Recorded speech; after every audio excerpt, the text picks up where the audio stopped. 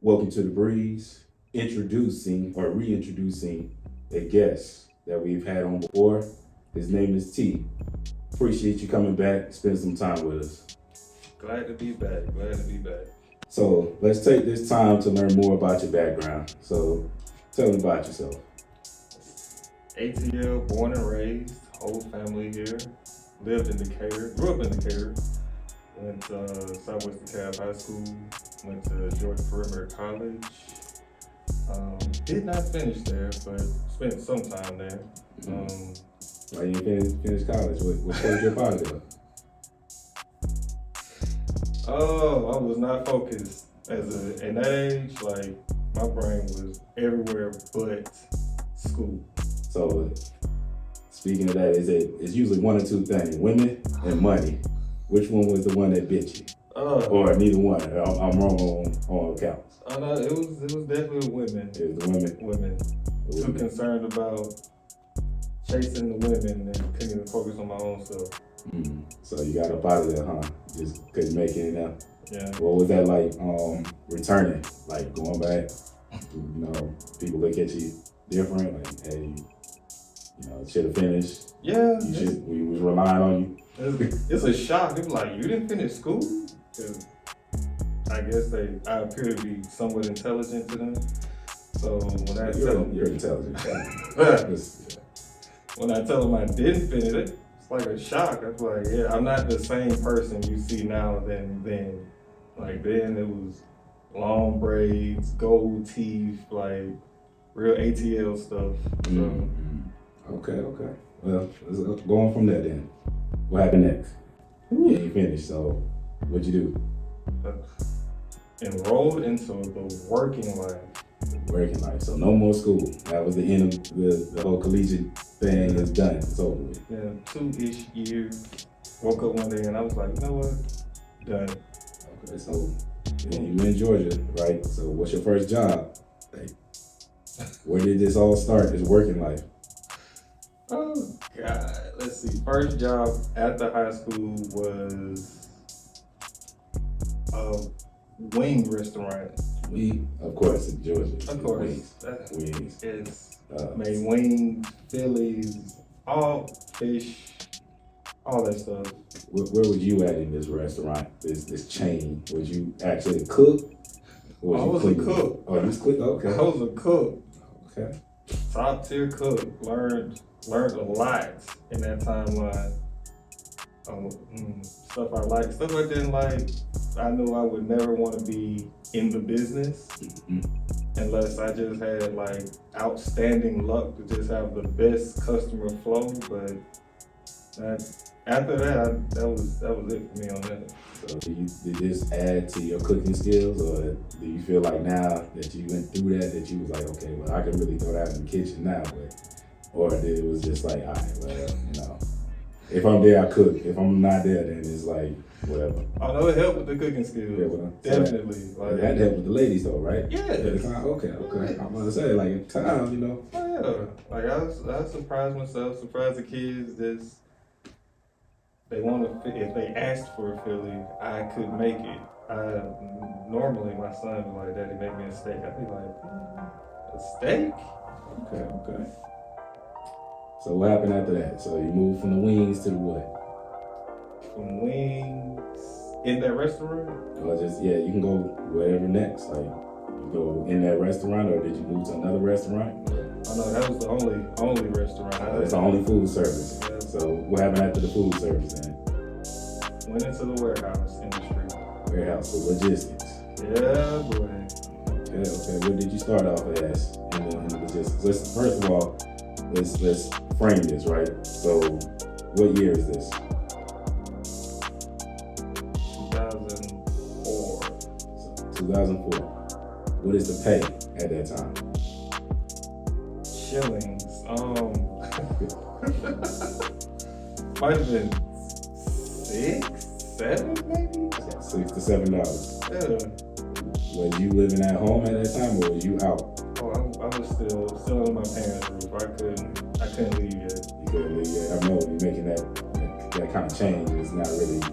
mean, at that time though, I mean, you say what it was probably what $500-600 for a 1 bedroom.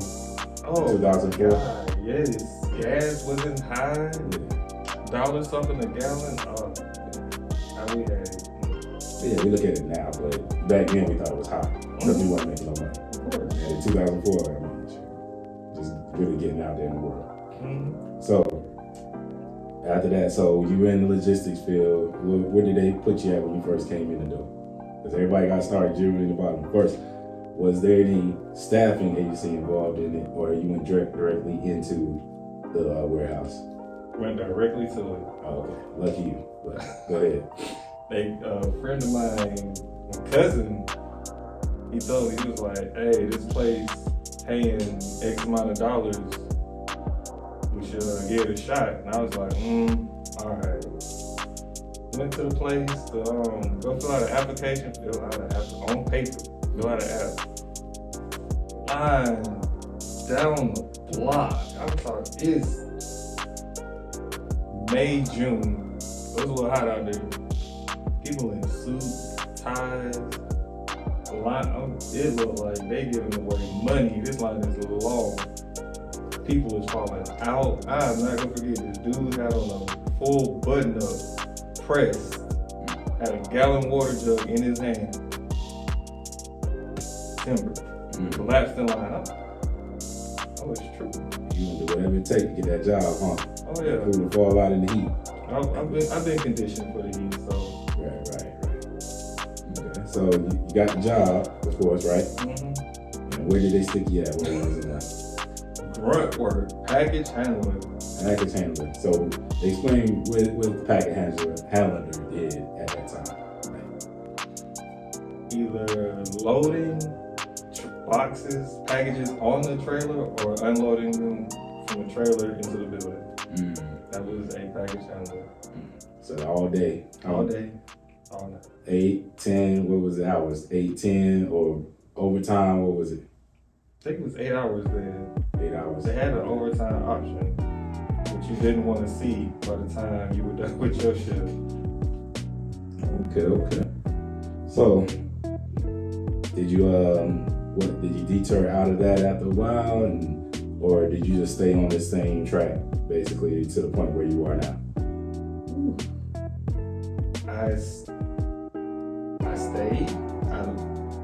I stayed there, but I did other things while I was still there. Like I was a package handler. I stayed there, not as a package handler, but I stayed with the company for 17 years. I know, right? Crazy. But, so you grew while you was there, apparently, right? Because you didn't stay there as a package handler, right? All the time. So tell me the stages that you went through to grow within that company. Like, was it what do you believe helped you get promoted? Let's see. I started out as a true knucklehead. Come to work late, calling out all the time, barely showing up. That was me in the beginning. And as I progressed through and bills came more of a priority, I started to grow up slowly and started to come to work more. And then of course you throw in the women factor, so now that's gonna cost more money. So you really gotta go to work now and do some overtime. Gotta have a car, more money, more work. I never in this cycle. That's called life, right? Yeah, we just try to enjoy the ride. Yeah. So when you finally got promoted within it, was it something that you feel like you did, or do you feel like somebody gave you a break and came out and like noticed you?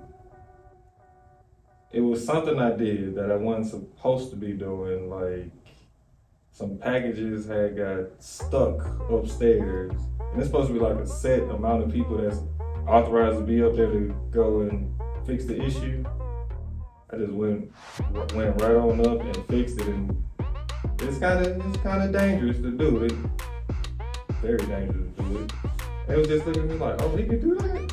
And it was like, that little recognition was like, okay, we can promote him to this other position, it's called a face.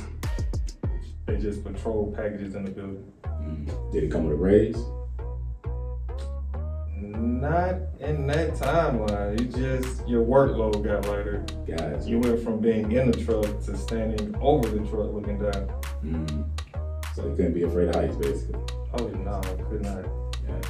So you was basically like on a catwalk or something similar to that. Catwalk above Cherry the pickers, building. stuff like that.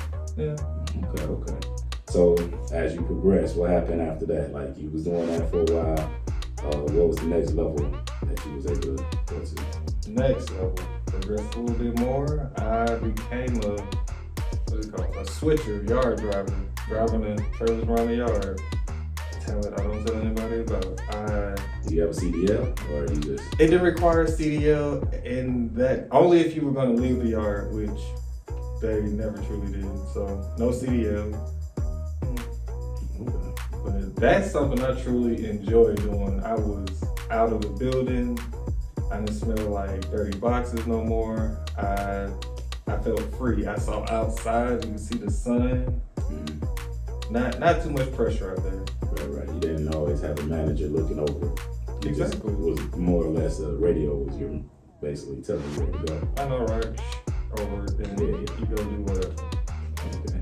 So after that, what happened next? What pushed you to the next thing, or how did you get back into the building? Should I say? Back into the building, I pursued the leadership, and of course, that's back in the building. Was that by you putting in an application, or was this more or less like somebody you had been there such a tenure that the opening came and then they brought you in and asked you, would you be open to this? I didn't have to put an application. I just threw it out there. Hey, I would like to do this, and it got overlooked. And I was like, oh, okay. All right, someone goes to another facility. So why did it get overlooked in your opinion? Was it because of your experience, or was it politics? They needed top quality switchers outside, and I was a part of the top quality. So by me leaving that, it was like, oh no, we're not gonna have them. But so it was a case of you doing your job so well that it would hurt the operation by removing you from it. But you ended up you ended up removing yourself anyway. Tried. Oh, you tried? Oh, Tried. Unsuccessful. Put in an application elsewhere, did the interview, got hired, and then the facility I was at, the hub manager froze my application and was like, yeah, no, you can't leave, we're gonna keep you here. I was like, but you didn't want me last month, what changed? He was like, nothing, but you gonna stay here. I was just like, I have heard of that, where a company will freeze your app because of business needs. Well, that's the phrase. Yeah. Generally, there's a time stamp with that. Like, so they'll be like, hey, we need to keep you during peak season. So that way, so we have successful peak season, or up until a certain point where they say there could be one or two, there could be one or two things that can go good or bad for you. It could say that you were very essential to the operation, and you could show whoever that's waiting for you how essential you are, or they can hold you to a point where they fulfill that position already, and then you can't move because there's nowhere else to go. Torture. That's what that is. So that's what there must have been the latter that happened to you. They just filled the position and you wasn't able to go, or they just stopped you completely. Yeah. So all right, so now you as a switcher, where did you go from there? Like where's the next steps? Like still in the building, or you just in the building, operations supervisor now. Okay, so you did finally get a promotion. Yeah, operations supervisor. They gave it to me. Given, not earned. Yeah, it was to stop me from leaving. Gotcha. So they gave it to me. I could tell I wasn't the pick choice, the top pick. So first day, came into the manager's meeting, and I walked in and everybody was like, looking at me like, how you get in here? I'm like, oh wow, so this is what we do. All right. Did you feel like the same people who you thought would be happy for you are the same people that looked the other way at the same time when you did get it? They kind of was like, why did he get it and not them? Oh yeah, it was. You start seeing true feelings right then. Like I'm thinking I'm gonna get high fives and congratulations. I'm getting some stone cold stares. I'm talking hard stares. Like, how he get this? People stopped talking to me for a little minute. They thought I would change, but I didn't change. They changed. They showed their true colors. Is that because you came a direct, like your direct supervisor, or was it just like you were just not in the same line of work as them anymore? Not the same line of work anymore. Like, I wasn't anybody's manager. It kept me separate from them, but it's just the fact that they knew I got the promotion and they believed I was living this rich man's better life. People are like, oh, you're a supervisor now. You get tons of money. So, if you don't mind me asking, what year is this and how much was you making at that time? If it's something recent, then don't say it. You don't have to say it. But if it's something like, 10 years ago, so forth like that.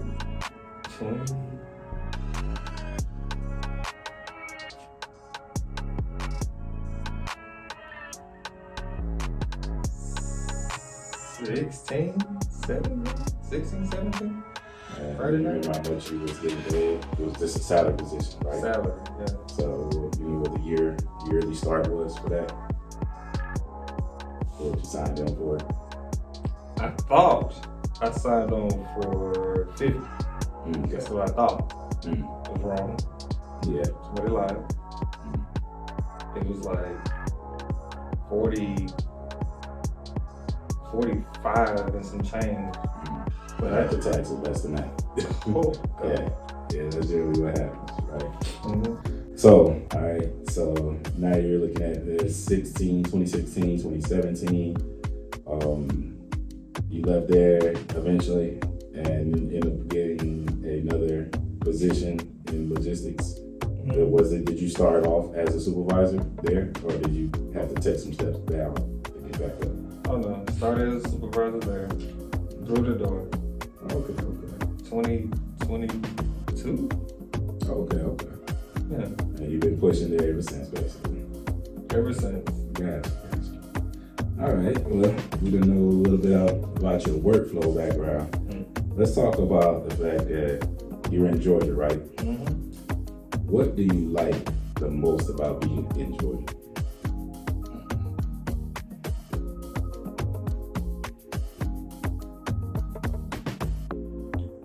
The food, the people, it's a mix. It's probably the food. The food. Would you consider yourself a foodie, where you go out and try these different restaurants throughout, Georgia and so forth, or you kind of stick with the certain ones that you already know is good? It's not necessarily a foodie. I try restaurants, but it's restaurants that I know I'm probably gonna like. Like, it wouldn't be like some weird type of food. It's steakhouses and seafood restaurants. I could do that. If you had to pick one particular, genre of food, what would it be? That would be your favorite top. Like, hey, I'm going to eat this type of food. Off the top of ribeye. Crossed my mind. So it'd be like a steakhouse, something in that area. Mm-hmm. Okay. All right. So what are your dislikes? This is Georgia, so a lot of people have dislikes about Georgia. So. Well, that traffic might be number one right now. Golly. After going so many other places and seeing how easy their traffic can be just to come back home, and you can't move. Like, a 30-minute trip here might take 45 to 50 minutes. Like, traffic, horrible. Horrible drivers, horrible traffic. Do you think it's from people moving in from outside of Georgia, or you think it's just Georgia in general? Oh no, it definitely be a lot of outsiders. Like you see them on the side of the road, they you see of the foreign person going ham. They're like a lot of foreigners, a lot of foreigners wrecking here. I've been to their country, I see how they drive there, so it's like, whoa, you do that here, it's gonna be an issue. And they try it, and you see 12 cars up and down the expressway. So what else do you don't like about Georgia per se?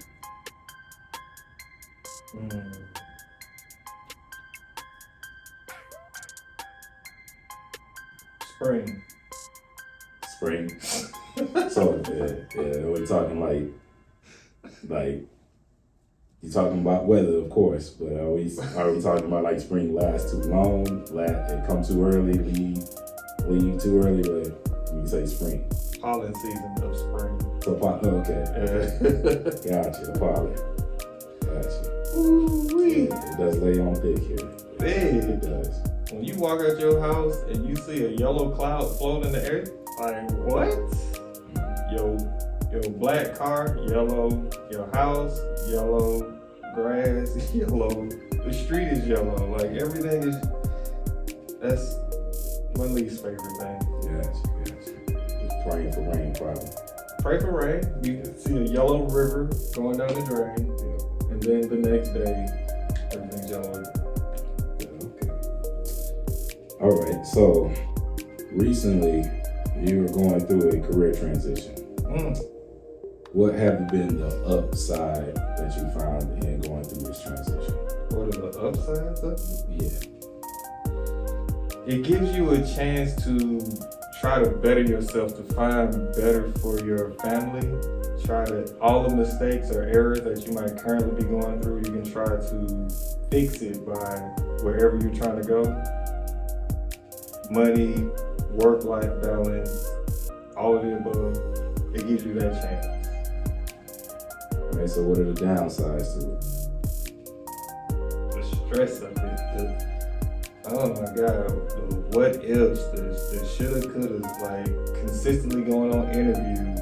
Do I get the job? Do I not get the job? How did I not get the job? Trying to find the job is, will I find another job before I run out of money? Because I was saying, like, no matter how much money you got saved up, if you're not replacing it as much as you spend it, you're gonna go broke. Because bills don't stop, ever. It feels like you're out of a job, you got X amount of money. You paying your bills. Out of work, look at your bank account, half of it's gone. What? Not replenishing. So that is, oof, headache. Do you feel like it's harder now to get a job, or should I say a job that you think that's worth your time than it was back in the day? Or do you think there's so many more avenues now that you can take to get a job that you can now apply for compared to back in the day? Oh, it might be easier now. Back in the day, you had to go door to door. Y'all taking resumes? Can I fill out an application? Now you just pull it up on your phone, hit one of the apps, and you can see who's hiring. You just gotta hope they pick you. Do you think that it is a true statement that AI is picking choice words out of your resume to even put your resume through? I hear that. Or do you think it's still older way where a person is actually looking at your resume? I'm gonna say it's probably both. For a high-tech company, they've probably got the AI thing going, but as you go to some of these companies that are still doing things on paper, I'm gonna say a human is looking at that. All right, so what I like to go to now is I ask you this particular questions. There are 3 subjects that make up a person's life. That first subject is health. That deals with your physical and your mental. Where do you feel that you are within the physical standpoint? Physical. I hit the gym. I feel pretty strong. I'm not lifting everything in there, but I feel good. Like, do you think your age has changed how much hustle you have left in you compared to what you were, your hunger back in the day? Like, I know you're not on the borderline of being like out the door, but do you feel like the fact that if you were maybe your younger self compared to the version of you now, how they approach going out here and trying to, do whatever they do on a daily basis? younger me, complacent. If it happens, it happens. Like, oh, me now, I'm going to push for just a little more push, not as complacent as I once was. Not younger me. No. Do you think your version of you now is less acceptable to listening to bull? Or do you think you can kind of weather the stuff that just don't seem right to you? Or do you feel like now you gotta speak on it? Like, it's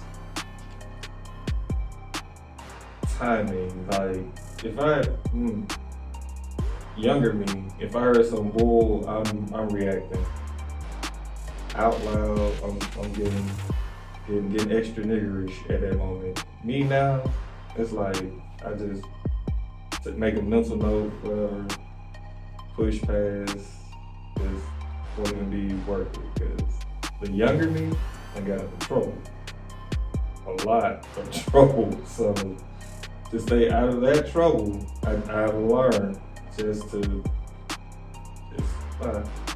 we'll circle back to this on a later date. okay. All right. So the next subject is wealth. So the money that you have accumulated so far in your life, do you feel like you maybe missed out because of certain choices in your life that you did or didn't make that affected your wealth? Or do you feel like maybe where you're going now or moving forwards to is going to, of course, be more prosperous than it was back in the day?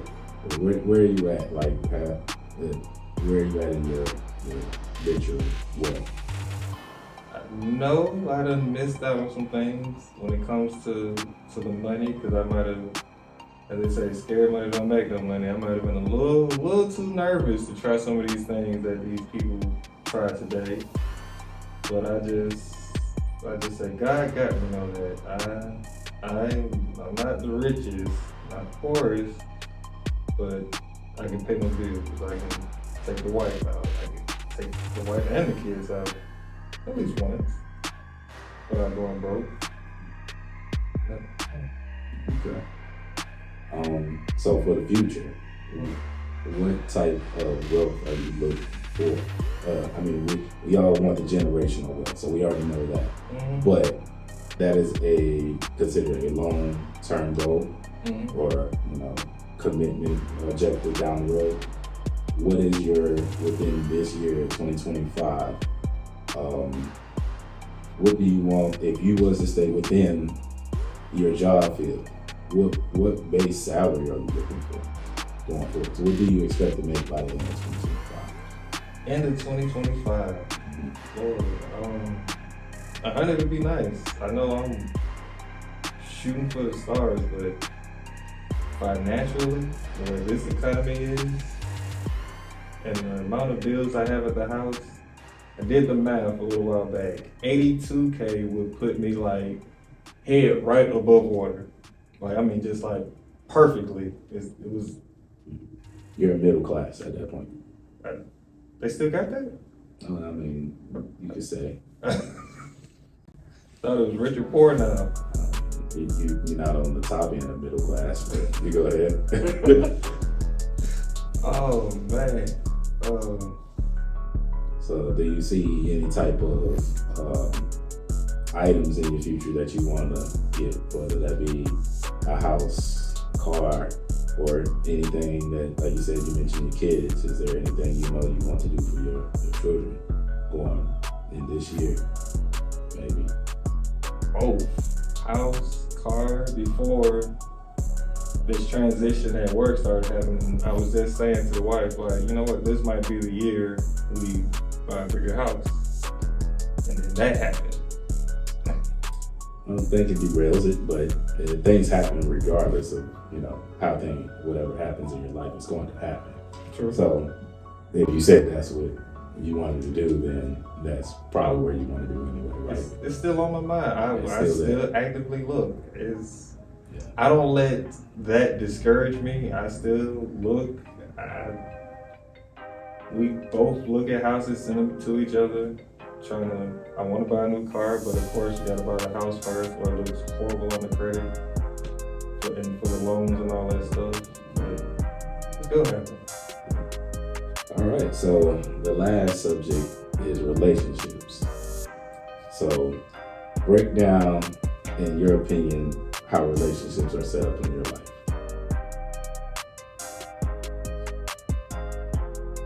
All right, relationships. That God first.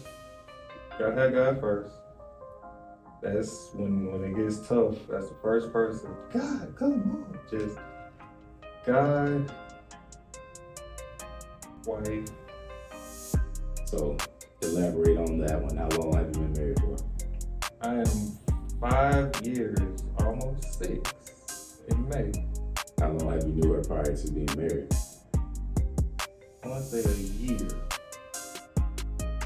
That's a short term, usually. Short term, 1 year. 1 year, but in that timeline, I knew exactly what I wanted. Where did you meet her at? Oh God, Facebook group. That's a new age version of how they do it now. No more that out and about.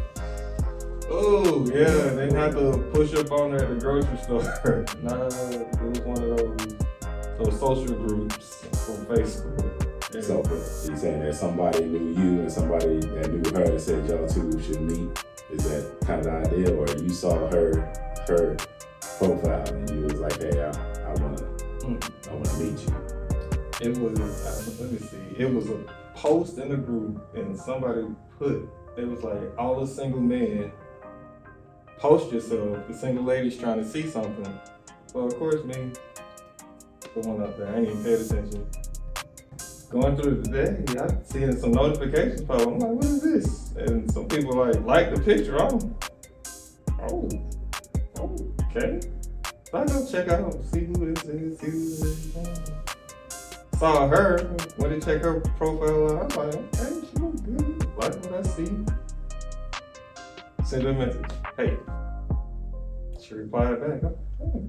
And it was just a little talk, and I didn't wait. I didn't do that 6 months, 6 week, none of that. I was like, at the end of the week, I was like, yeah, we need to do a meet, in-person meet. She said she agreed. So where did you go? Where did y'all meet? It was supposed to be like a Mediterranean restaurant. I can't remember the name of it. In Midtown. We went there, they were closed. So we ended up going to this corner Mediterranean, I believe, restaurant just on the block. We both out. Have you ever went back there since then? To that spot? Nope. Yeah, that's an idea. I thought about it. She would have to tell me the name of it. I know she knows the name. I'm not gonna lie, I do not. I just know we were both. You gotta ask a trick question. Mm-hmm. Do you remember that time we da-da-da-da-da? You know, that kind of whatever. And see, you can set that up. All right, cool. Now, has marriage changed you? Oh yes. Yeah. Marriage changed. Yes. So, has marriage changed her? Yes.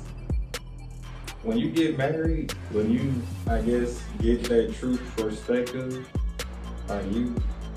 it's not like having a boyfriend or girlfriend deal. It's your whole thought process changed. Like, if I do this? Like, how will this affect the house? What would the wife say? How does the wife feel about this? Like, I truly care about my wife, like what she thinks, how she feels. I've never had that feeling that much before. How did the in-laws take you? Oh, instantly. Open arms. Big Southern, come on in here. Here's a plate, have a seat. How did your in-laws take her? Same. It was same. I was nervous. I was like, I wonder how this is gonna go. And mom opened up the door, which was not supposed to happen, but it happened. Opened up the door, saw her, gave her a big hug, was excited to meet her, and just never let go. That's awesome. Good to hear. Like love. Right. So, what came out of that relationship, of course, right? Kids. How many kids do you have? I have 2, but it's previous before her. We didn't get into that. Okay, so you have 2, 1 previous before her? 2 before her. Oh, 2 before her, so you have 3. No, just 2 kids. Not from her. Not from her. Oh, okay. So that's an interesting subject. How did she take being in a pre-made family? Like metal to magnets, they immediately just bonded together. Like there was no rough transition that I could physically see. I'm pretty sure probably on a mental standpoint for her, she was probably wondering and guessing like how is this gonna go with them, but they loved her the moment they met her. Like sometimes they pick her over me and I'd be like, y'all came from me. What is this? So, did having 2 kids and going into a new relationship, was you nervous or kind of like a little more guarded, being that you now, when you was going into your next phase of the relationship, you wasn't going to allow everybody kind of to walk in your life and meet people, kind of be in that situation, because your kids is now more into your life, because you're coming with proverbially baggage now. Yeah.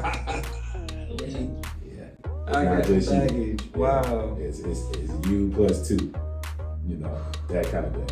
And was it a boy and a girl or 2 boys? Boy and girl. Boy and girl. So the girl's the youngest. Yes, she is. And how old is she? 12 now. 12, and the oldest 13. So back to back. Back to back. 1 year in between, huh? May 2nd, May 30th, 2011, 2012.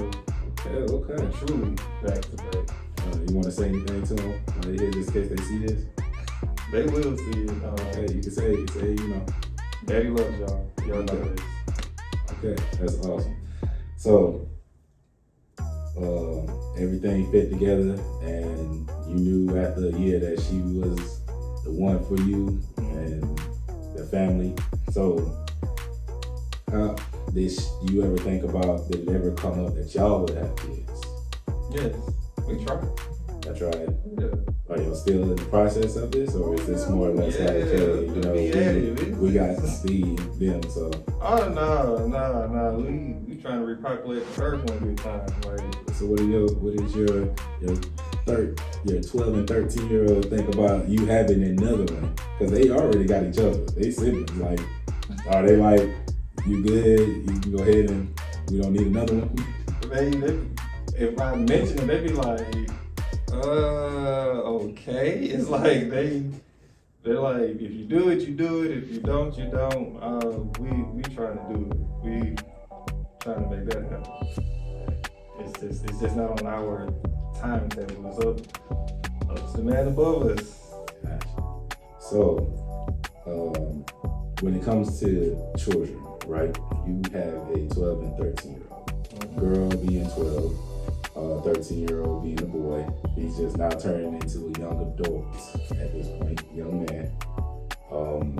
What challenges have you seen come up with having to deal with a young lady who she's 12, she's still a kid, and this young man at 13, starting to have what we call young man thoughts out here.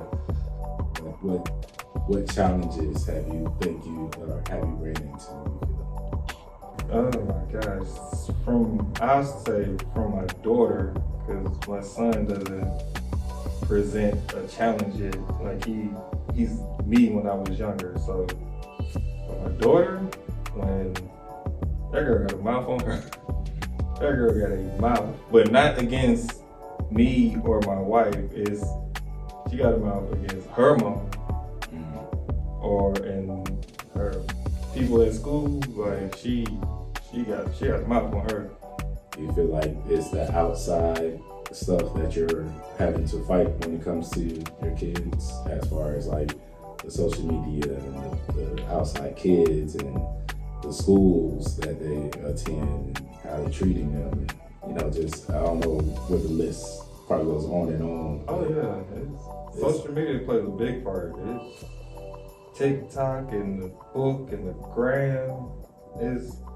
They see it, they want to do it. But I will say this, around us, she's not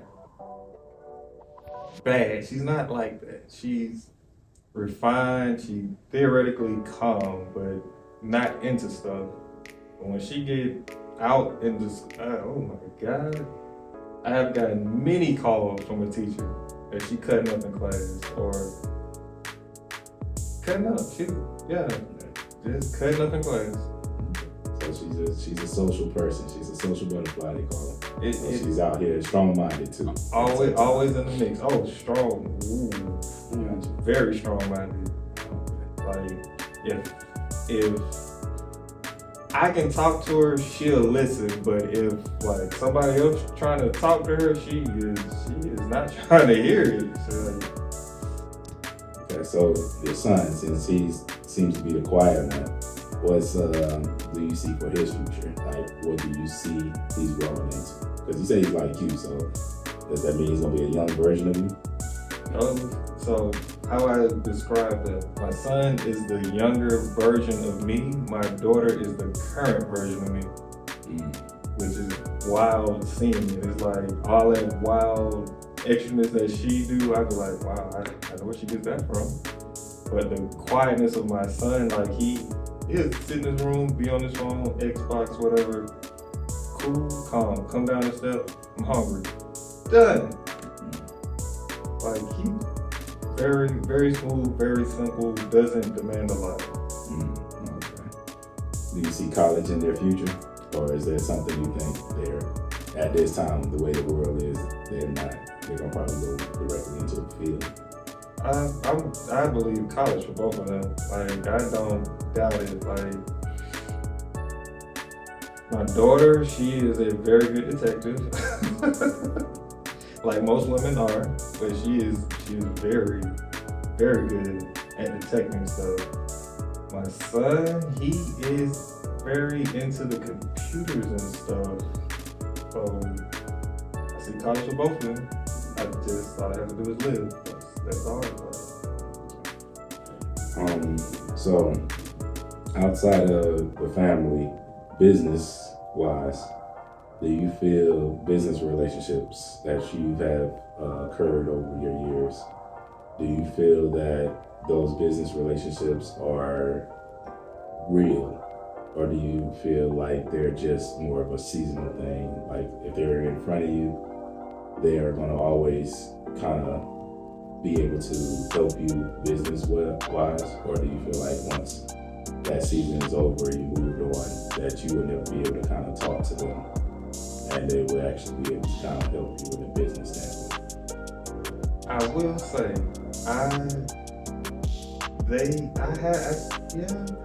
I can still reach out. That'll be my fault. I don't reach out. But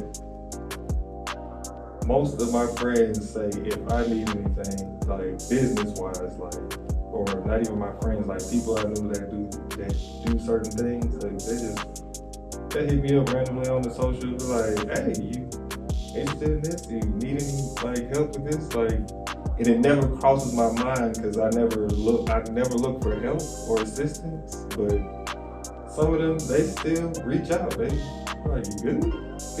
They, this man brain just like, oh yeah. Unless they give me some money, then of course, right? When it comes to money, right? oh yeah. Do you feel that in today's time that does business relationships matter more now than ever? Or do you feel like you don't really need to have business relationships to open up ventures for you? Oh no, you need business relationships. I've learned the hard way. Like I say, like my son is quiet. Like how I used to be quiet, and I wouldn't interact with people. I missed out on a promotion because I didn't interact with people. I was to myself. And HR told me that it was like the reason I did not get that, I didn't get that position is because I never interacted with them. Like I stayed to myself. So after that, I started to like just open up slowly and rub an elbow here, elbow there, and that has helped. That has helped a lot. I'm not a social butterfly, but I don't have an issue talking anymore. All right, so now we're gonna move on to something I like to ask people, right? Things that you feel are missing in the past or things that you look for in the future. Do you believe this to be true? Things that you're missing in the past that you look forward in the future. So things that you're missing in the past are the things that you look for in the future. Do you believe this to be true? And I can elaborate on that, of course.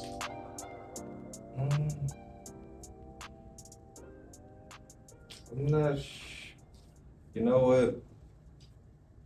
Something like that. An example for me, let's say if my parents didn't buy me something or do something for me when I was a kid back then, I've corrected that with my kids. So, like that? Like, yeah, I mean, it can be as simple, it can go more in depth, like you said. It can be as simple as money. Like a lot of people, they grow up with money. So as they got older, that was like one of their main focus. One could be, of course, relationships. They say, hey, I either with the opposite of sex. They could say maybe in high school they didn't really talk to a lot of women. So as they got older, they were more open and they wanted to talk to more women to elaborate on their whatever they're doing out in the social atmosphere.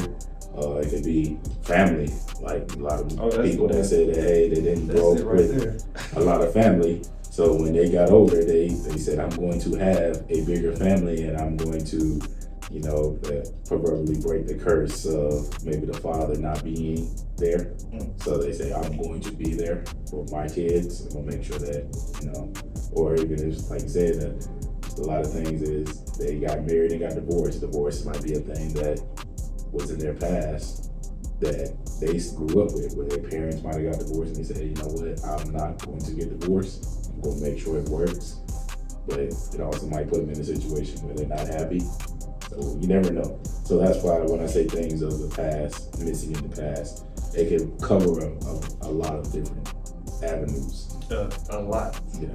And so do you feel like that's why I asked you, do you feel that it's true? Because we're creatures of habit. And they say that we are based on what we grew up with, product of our environment. So whatever we were missing back when we were growing up in age, we look for in the future. One of the basic things is love. People that didn't feel they were loved when they were younger, when they get older, they look for attention, and it doesn't matter who gives it to them. They just want it. Do you feel that to be true?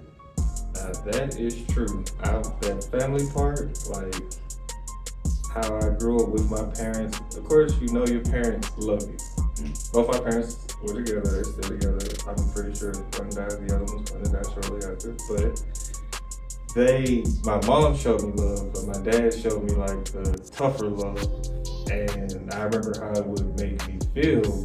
And I was somewhat sensitive as a kid, so a lot of wet pillow moments. So with my kids, I made sure they know I love them. Like, they be like, who's your favorite? Or I have a favorite. I make sure, because I have 2 more siblings, I know what it's like for who to be the favorite, who's not the favorite. So I always tell myself I will make sure my kids are equally loved. And I make sure they know that, which is a thing that is missed in parenthood, because a lot of parents be like, you ain't gotta like me, I'm your mama, I'm your daddy. I don't want to do that with them. I don't want to build that type of rapport with them. I want them to be able to just talk to me. And that's something I could not do with my parents, was talk to my parents. I had to be super sneaky, super clever and all of that, when if I could have just have talked to my parents without the fear of being struck down, I probably would have made a lot of better decisions in life very early on. So with my kids, that is the curse I'm breaking. I'm making sure they know, like, I'm here for you. You can talk to me about anything, good, bad, or the ugly. Talk to me. Don't need you to go out the deep end. Just talk to me. Well, I want to thank you for your time. I want to appreciate that you stopping by today. I really enjoyed this talk. I hope you did too. Oh yeah. But yeah, we got a lot of good information out of it. And I hope to hopefully do something else with you in the future, collaborate and do something else. Oh yeah. But thank you again. I do appreciate you. Oh yeah. Right. All right. We'll say bye to you too, you can say.